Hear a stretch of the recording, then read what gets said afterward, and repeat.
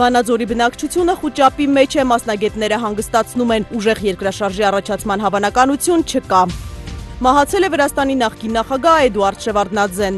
Անցած տարվա բարձրացումը արդեն իսկ բավականին լուրջ հարված էր մեր թիկունքին, այս տարի եւս 10% բավականին դժվար իրավիճակի մեջ են գտնվելու։ Հոսանքի թանկացման հետևանքները գործարարների համար։ Թե շինարարը, թե պատասխանատուն ավելի զգոն եւ հետեւողական է լինելու իրենց աշխատանքին։ Քաղաքային յուրաքանչյուր ծրագրի իրականացման հարցում կարևոր է երևանցիների ակտիվ մասնակցությունը, քաղաքապետարանի որդեգրած քաղաքականությունը։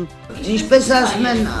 հարցը տանելուց հետո են իմանում, ձմերուկն էլ կտրելուց հետո են իմանում։ Ինչպես հասկանալ ձմերուկը վտանգավոր է, թե ոչ, սննդի անվտանգության խնդիրների մասին։ Ուկրաինական բանակը պատրաստվում է շրջափակման մեջ վերցնել Լուգանսկն ու Դոնեցկը։ Դոնեցկի ղեկավարությունը շարունակելու է պաշտպանությունը։ Լայմ նյուզ, այսօր 20:50-ին, Լայմով։